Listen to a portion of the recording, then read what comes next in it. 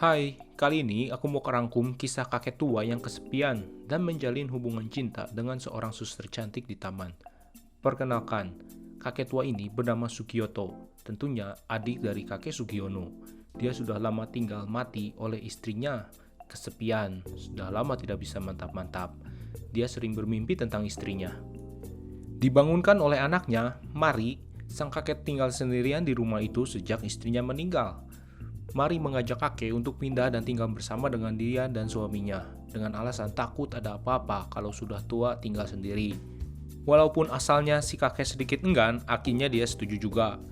Kakek pindah ke rumah Mari. Kakek merasa tidak nyaman di sana. Pasalnya dia hanya suka makan ikan, sedangkan Mari hanya bisa memasak daging. Selain itu, setiap malam tembok yang tipis membuat kakek bisa mendengar desahan cinta anaknya dengan suaminya. Kasihan sekali hidup sang kakek. Besoknya, seperti biasa, kakek berobat rutin ke dokter terdekat. Jalan kakek sudah rentak. Di jalan pulang, dia bertemu dengan temannya. Dia bilang dia baru saja ke klub malam dan bermain dengan wanita cantik di sana. Kakek hanya bisa tersenyum, tahu dirinya sudah turun mesin, ingin pergi juga tidak bisa. Lalu, saat beristirahat sejenak di taman, mujur nasib sang kakek. Anjing seorang wanita cantik bernama Kana datang menghampirinya. Ternyata, nama anak kakek dan anjing itu sama. Mereka pun tertawa karena melihat kakek sangat dekat dengan anjingnya. Kana pun menawarkan untuk memasak ke rumahnya. Di rumah, kakek tidak ada kerjaan. Dia ingin bantu-bantu dengan bersih rumah.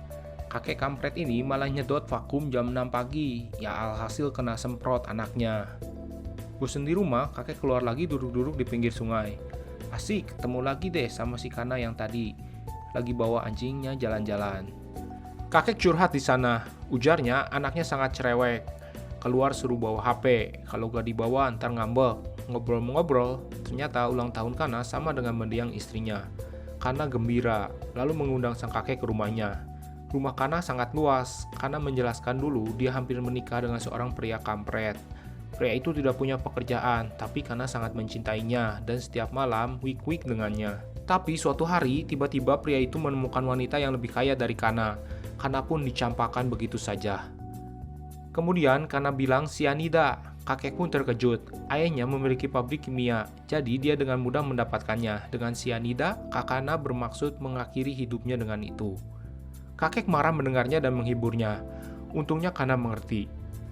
Lalu kakek pergi minum-minum ke bar. Di sana dia bertemu dengan Takashi. Dia berkata bisa melakukan hal-hal apa saja. Keesokannya hubungan kakek dengan Kana semakin dekat. Kana memutuskan untuk pergi liburan untuk melupakan masa lalunya. Maka dari itu, Kana menitipkan kunci rumah agar kakek bisa memberi makan anjingnya. Karena diberi kunci, kakek pun berimajinasi liar, seakan-akan Kana menjadi istrinya, dan bisa wik-wik dengannya sesuka hati. Kakek lalu datang ke rumahnya untuk memberi makan anjing. Sialnya, kuncinya hilang.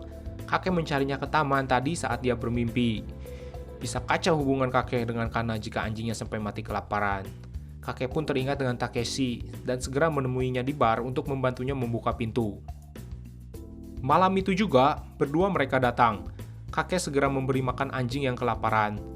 Tapi ternyata Takashi adalah seorang pencuri. Dia menggeledah seisi rumah. Kakek pun tidak berdaya melawannya karena dia bersama-sama dengan Takeshi mendobrak rumah tersebut. Takeshi menemukan sebuah bir yang sangat mahal dan mencurinya. Saat itu barulah kakek menyadari kuncinya ternyata nyangkut di celananya. Sial nasib kakek.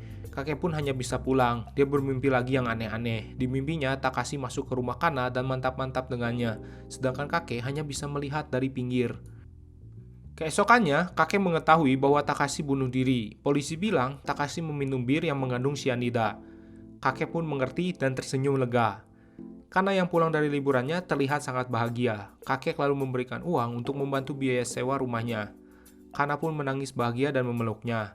Kakek berhasil meraih hatinya. Mereka berdua pun hidup bahagia.